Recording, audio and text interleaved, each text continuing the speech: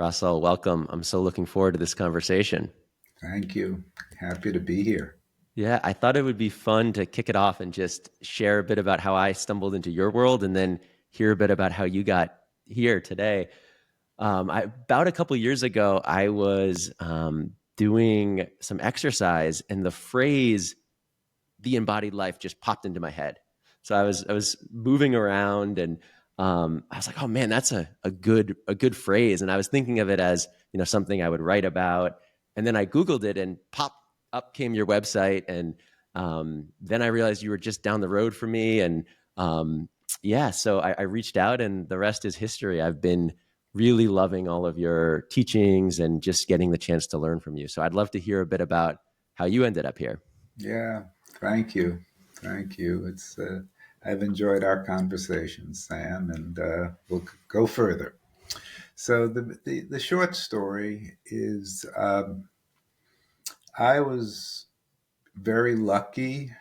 This is going to sound very funny. I was very lucky to have a broken heart when I was about 18 years old and was feeling pretty lost. I was studying psychology at a university and read an article on Zen meditation. And for whatever reason, I was open. It went in. And I started a sitting meditation practice just from instructions from a book that never stopped. And so that's 50 some odd years ago. It just, whether that's karma, past lives, I don't know. I don't know how all that works. I just know it's not so common. So there was a resonance. I think the resonance was mostly that in this vulnerable, hurting time, it dawned on me that I was lost in my head almost always. I was thinking, what did I do wrong? Oh, will I love again? All the kinds of things we can do, the judgments, the blames, the drama. And it was my first awareness that I was not present in my life a lot of the time, that I could navigate. I did well in school. I rode a motorcycle. I could navigate life and not be really present with myself most moments. And that was startling, really startling to discover that this kind of absence. And that's what I think got me onto the cushion, got me into recognizing how lost in judgments and thoughts and the future and the past I was. And because in Zen, there is an emphasis on being in your body as a doorway to being in this moment. They don't emphasize it explicitly as much as I do in embodied meditation, but it's clearly based in Zen practice. And so I practiced, and then I realized, oh, my body is a doorway to being here. That my thoughts are so fast and random and overwhelming, and my emotions, I think of thoughts like the wind, emotions like water racing, and the body is like the earth. Mm-hmm. It's slower. And so I realized, oh, when I can feel my body, I can slow my mind down. I can be here. So that led me to being interested in yoga. This is, back in the early 70s, and getting trained as a yoga teacher and continuing my meditation practice. And then again, lucky, karma, whatever, I heard about this guy, Dr. Moshe Feldenkrais, as being kind of a leading edge of where mind and body come together.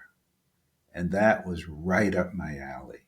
I had Mm. already been to the Esalen Institute in California, studied some Gestalt therapy and different things, all about being in the present moment. And so I trained in Gestalt for a while. I went with Feldenkrais, got trained by him for 3 years, opened a Feldenkrais practice, but I was still with the meditation and offering it to people kind of on the side of my Feldenkrais world. Now, the other piece was that through the Gestalt work, I was connecting emotions and experience, how we feel.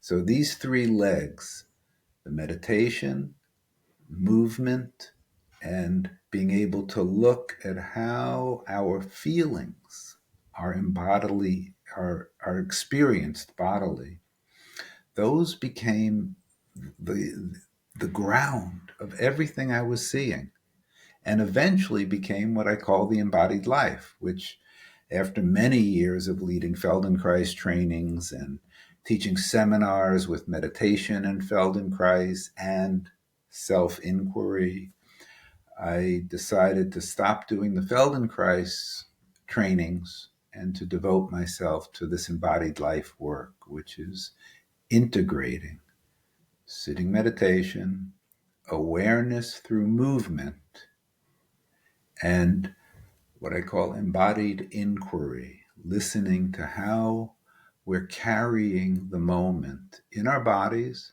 and the wisdom that lives under the surface of our conscious thinking. That our bodily awareness can be a doorway to the meeting of conscious and unconscious. So that's been my path. It's kind of amazing Yeah. that it was there at the beginning and just kind of unfolded over the last 50 some odd years. Yeah, it's so beautiful. And what's coming up for me is, when we connected, I was very connected to my body through movement, through exercise.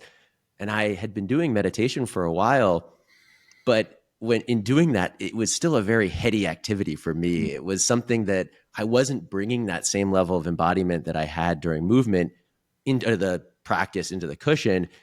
And I think this is kind of touching on something that you kind of share a lot about. And so I think one way to orient it and hear about it is you have a bit of a beef with the term mindfulness. Mm. And I'd love to hear about, what's your beef with mindfulness? I love the way you say it. A beef with mindfulness. Yeah, so let me start with authentic mindfulness practice is a gift to the world. It is a gift. It's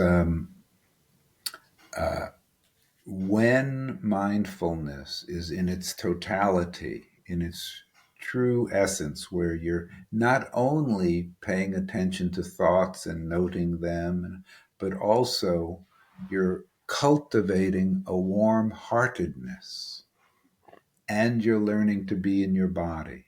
When all that is there, which is really there in original teachings of mindfulness, um, it's wonderful.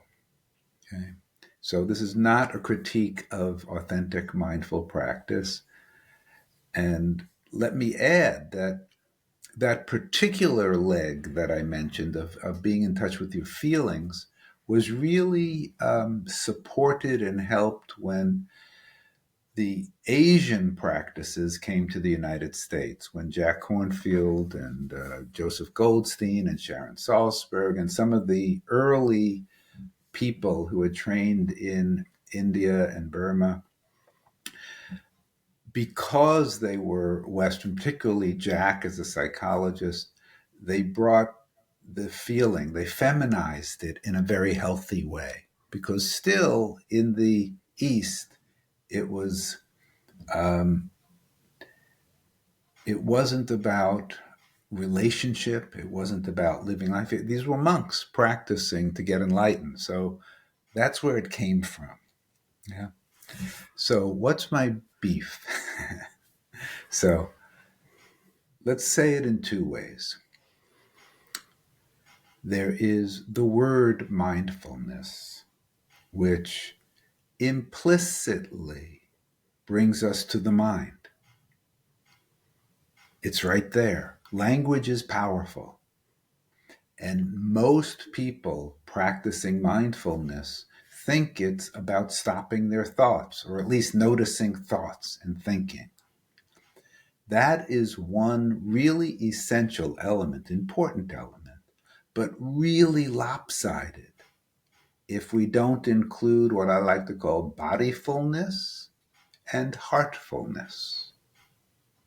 If those three don't have kind of equal weight, a person gets distorted, in my view. So, mindfulness implies that the work is about thought and thinking.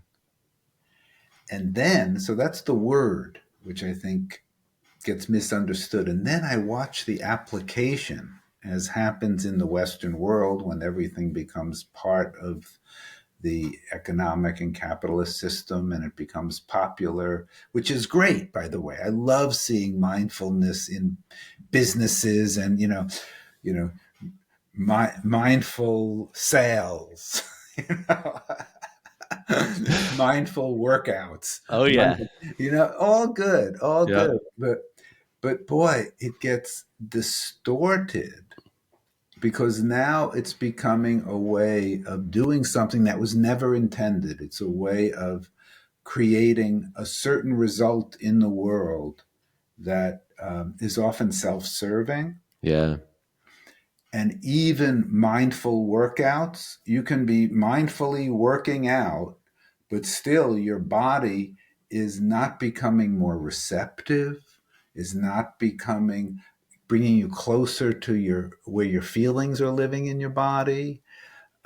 So there are ways in which, well, let me say it this way: you almost always, with psychologists, with of course, therapists, with coaches, mindfulness is always presented as positive, as great. Mm, And so I just want to point out the limitation of the word and the limitation of the way it's being practiced in many domains. yeah. I can totally relate to that because when I first started meditating, there was a way I was using my mind to try to control and stop my mind, Yeah. right? Like in Yeah. gripping and concentrating and, trying to force the thoughts to be quiet and, all these things. Just, looking back now, a hilariously poor application. And in the same way, also like striving with that, right? I was so, wanted outcomes out of it and all these things. And so bringing just so much to the table that was frankly not useful. Right. And well put. And for so many of us with Western, particularly US belief systems and ideologies, it's about self improvement. Well, how do you let go of self and be focused on self improvement? That whole sense of the way goals, which can be wonderful, I'm not against goals, but for certain psyches, most of us were raised with this kind of do it yourself, get going, pull yourself up. Not bad in itself, but when that gets applied to the inner development, it really goes off. I see a lot of people who've been meditating a long time, and it has mostly functioned to strengthen their sense of separation, Mm, their sense of isolation, their sense of I am here and the world is out there, because they've gotten so focused on their mental structure. I'll give you two examples that are kind of wild, very different examples. So back in 73, I lived for a while at a house in San Francisco, a New Dimensions house that was very kind of cutting edge, bringing over a lot of meditation teachers and connected to a radio station. That's where my wife Linda and I first lived together. We weren't married at the time. And my mother died. And one of the kind of leaders of the house, who had studied very long with Krishnamurti, who was very involved in paying attention to the moment, and he'd also done a lot of Vipassana. Um, as I was coming down the stairs to go to the airport to deal with the death of my mother, his way of approaching me was, "Well, what do you notice in your mind?" And what a what a question Hmm. for to be given to a 22-year-old kid whose mother just died, and kind of implying that that's where my consciousness should be, on what's going on in your mind. Hmm. So that's one crazy instance. Another one, back in '84, I was doing a retreat in India, in Bodh Gaya, where Buddha was enlightened. It was a Vipassana center with Munindra, who was an important teacher for many Americans. And we were sitting and being very mindful. It was a really important retreat for me. I learned a lot. And I noticed that as we went outside to do our walking meditation, it's like I was walking very precisely, very noticing.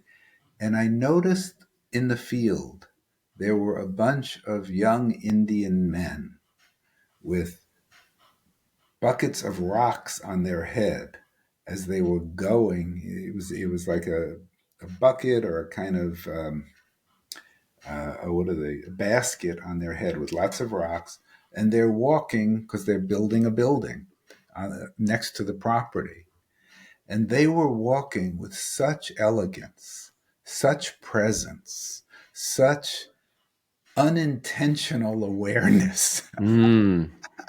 And I saw me, and I looked around and I saw how stiff and how manufactured our mindfulness was. Yeah. And that was also a clue that there was a certain and I'm not putting it down. It sounds like I'm putting it down. It has its place, but it's helpful to see the limitations. And every path has traps, and that's one there where you get very studied and you lose your spontaneity, you lose your naturalness.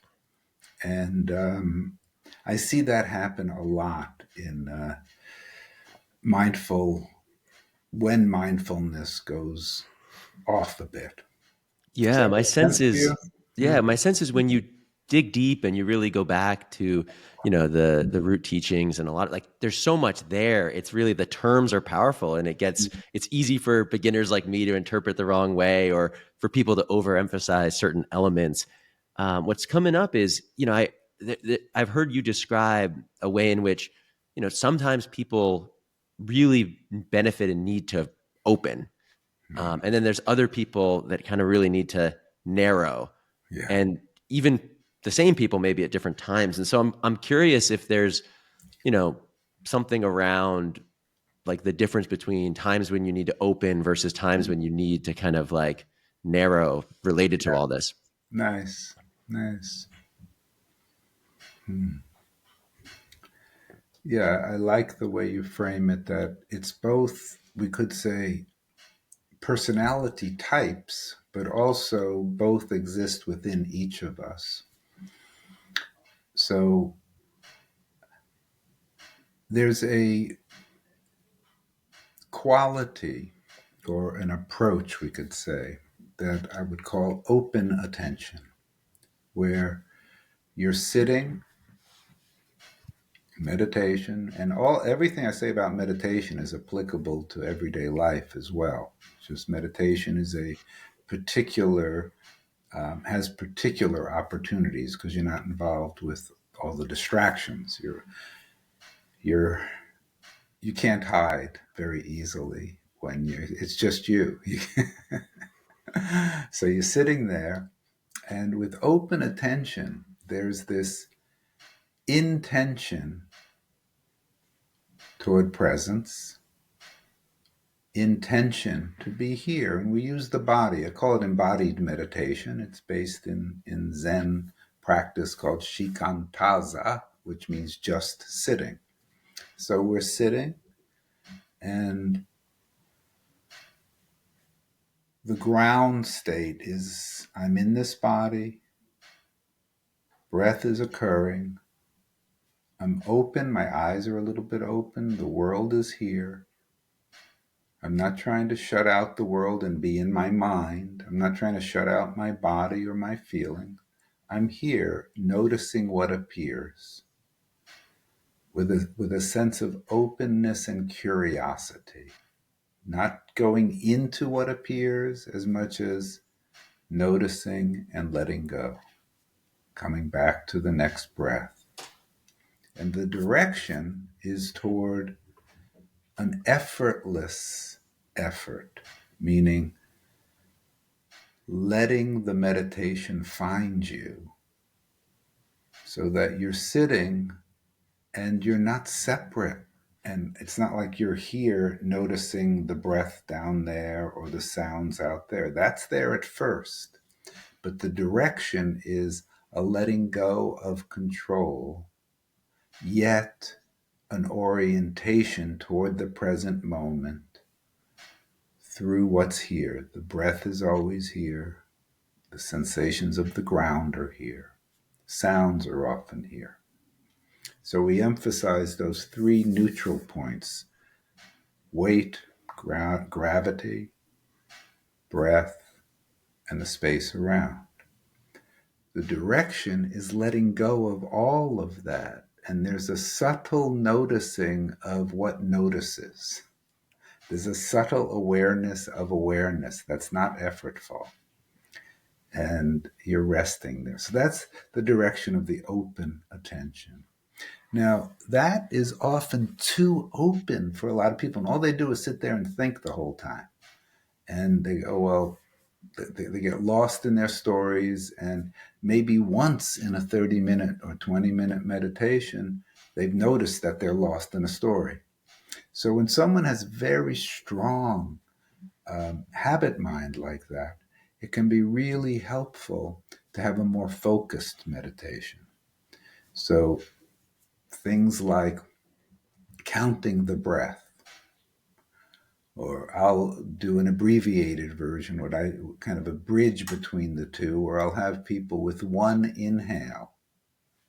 Actually, let's do it right now. With Hmm. one inhale, as you follow it down towards your belly, you just say to yourself very lightly, 1, 2, 3. Then there's a brief pause. And then with the exhale, 3, 2, 1. And a brief pause. So I'll have people do that. With some people, I have them do that quite often. If I'm leading a group, I might say, let's have a minute of counting where with one breath, it's 1, 2, 3, inhale, pause, 3, 2, 1, exhale, pause. And you're giving more direction, more temporary control of attention, and then letting it go. And then the next step is just to be with the movement of breath. And then even letting go and whatever appears. So open attention is really so helpful. Directed attention is helpful. And overall, I'm wanting to encourage people to find a fundamental friendliness, at homeness in their experience of being. That's the direction, whether it's in everyday life or on the cushion, but sit or in a chair. It doesn't have to be a cushion. But that sense that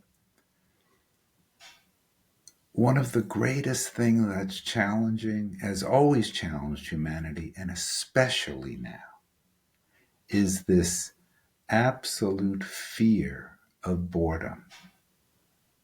and a need to keep the organism stimulated. We're actually, I think, really hurting our kids by constantly, early on, giving them electronics, giving them stimulation. I worked with kids for a lot of years as a Feldenkrais person, and in the, I started back in '75, and in the last 15 years, I have really seen a big shift, last 20 years, shift in the attention of kids, that kids get upset and don't know how to entertain themselves without stuff. That Yeah. wasn't there before. A little ball would do it, or Yeah. anything lying around, you know? We have a 1-year-old in the house, so I mean, he can entertain himself with a cup for 35, 40 minutes.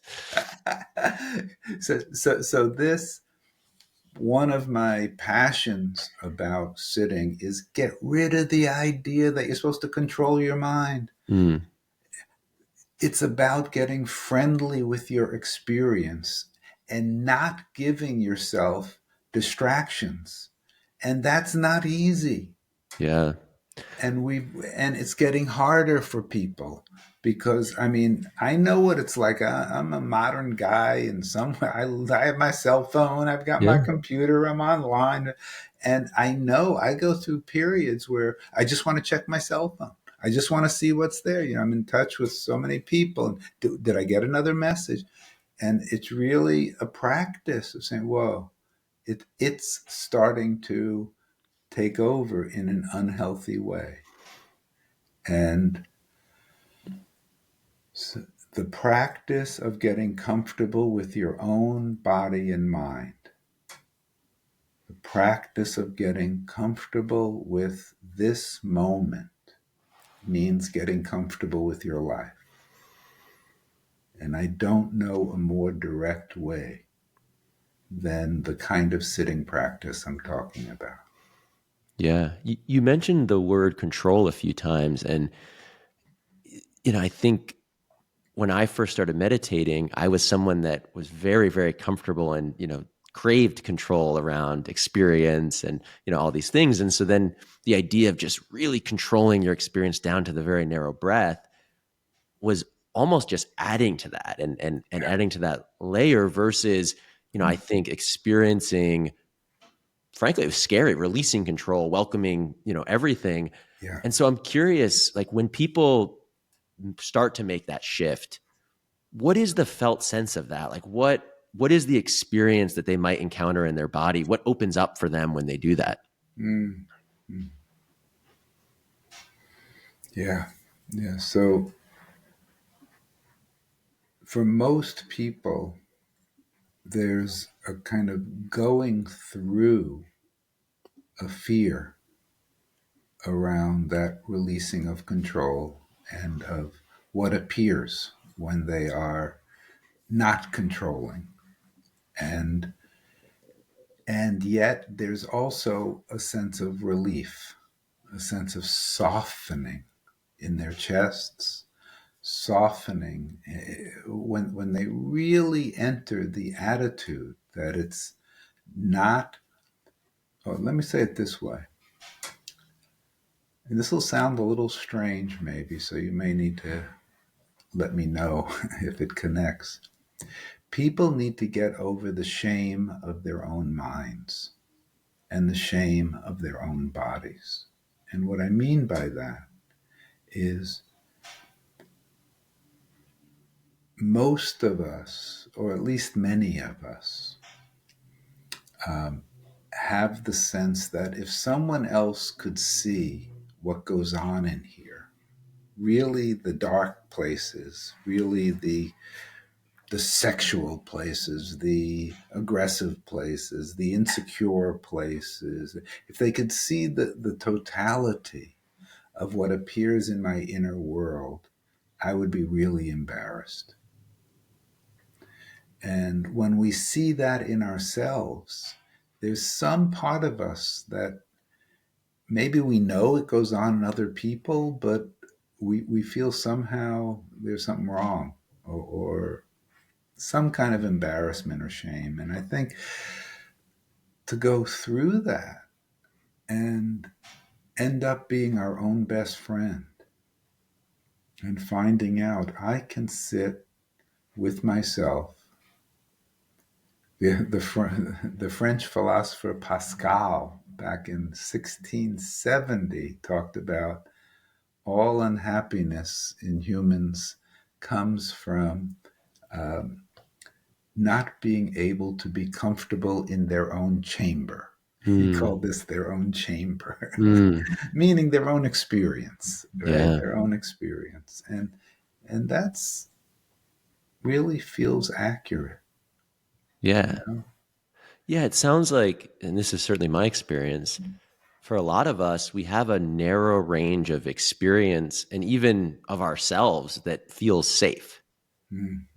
Nice, yes. And there's a way that the practices you're describing are really opening up and welcoming and expanding that sense of safety. Really beautifully put. Yeah. And safety is the key. That is the um, what the organism, what the brain is conditioned from the very beginning to, is this a safe space? That has to be there for us to breathe easily, for us to open to the moment.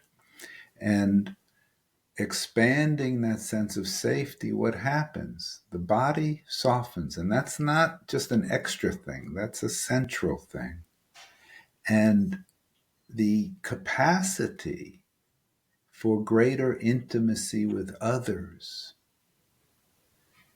can come. So much of our control system keeps us away from that intimacy,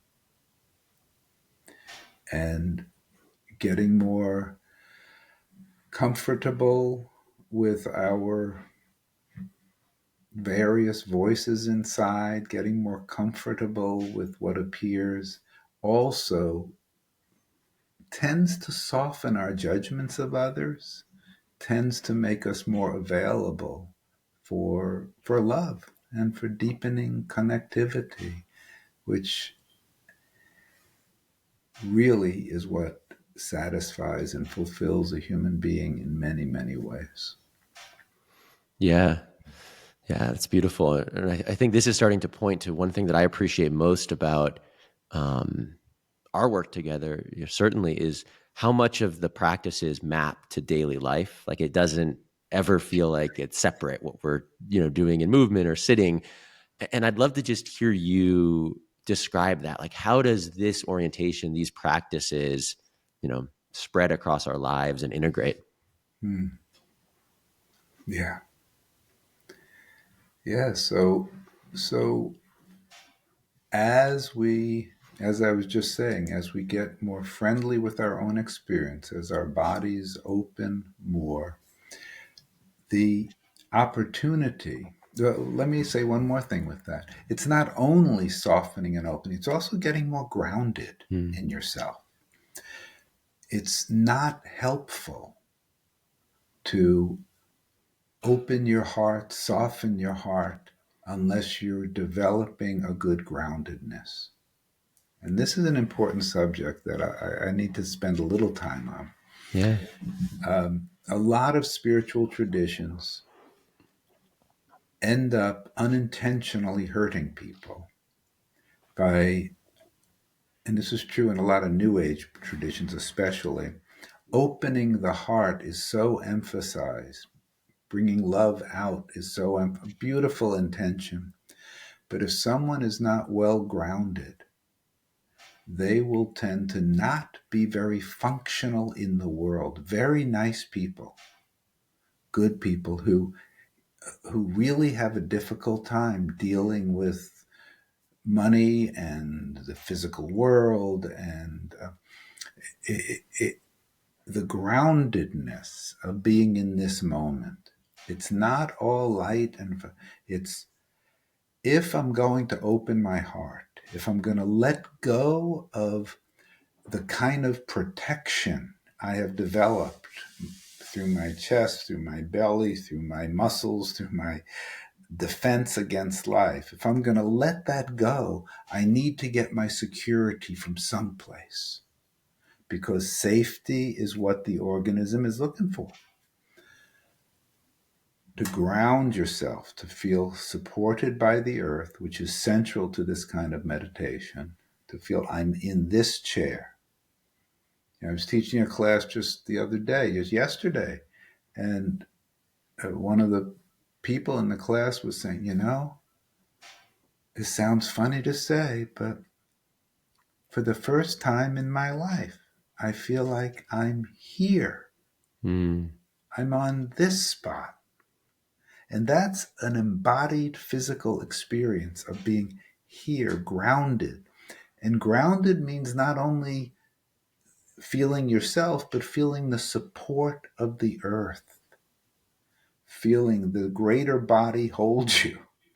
And when you're grounded in that way, then you can be in more difficult situations without being so defensive. If you don't have a good ground, be defensive. Otherwise, the world's going to knock you around in an unhelpful way. Mm. Yeah, we're not here just to be open, because the world can be pretty cruel. We want to be Yeah. functional. We want to be growing our capacity for love, for care, for interconnectivity, and a grounded presence, that I'm a reliable human being who can stand the horrors that exist on this planet, that I'm not so open that I'm blown out with each new election or each new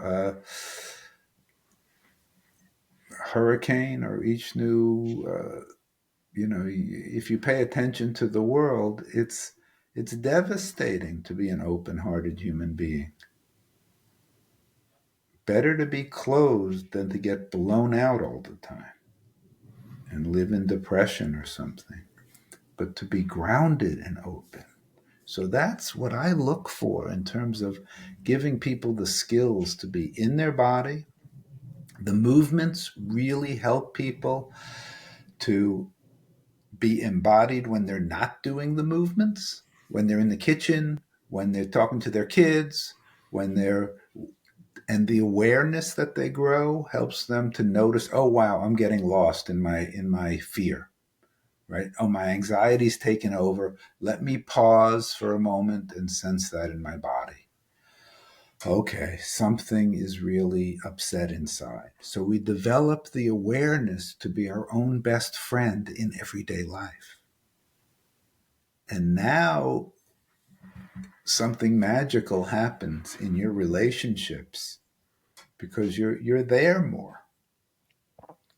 And it all begins. Yeah, there's not a lot of time when you're not in your body. Mm. Chances Yeah. are when you go to sleep, your body's there. Chances are when you're hugging your kids, your body's there. Chances are when you're in the car, your body's there. you know. So if you could be more present in your body, that could be helpful. Yeah, and in a very practical way, it also just provides a beautiful counterbalance to the headiness, the thought. Yeah, Like as that awakens, I think it just naturally balances out the other. But yeah, I love what you're describing because I think it points so perfectly to how the practices and all these things spread into your life. But then I think the amazing thing is how the opposite happens, where as you do that and you live your life, I'm a parent of two young kids, and it's like what a terrain, what an arena that brings up all of this, and then informs practice and deepening and all of that. yeah, yeah. So I'll say one last thing for this, because this might be getting a little long for us. Yeah. I'm not sure. Um, Something really changed. I'm thinking of you as a parent. I'm Mm. just picturing you with your kids, and thinking people in different relationships and different jobs and all. And ah, everything we long for is enhanced by your ability to be present. And by present, I mean You're here in your body. You're in touch with your feelings. You're noticing your thoughts. And you're aware of the external environment. We can't become aware in ourselves only. We are aware in a moment, and the moment always has an environment, other people, spaces, situations that we're in. Those are central to coming awake. So we come awake at least in these four aspects of any moment.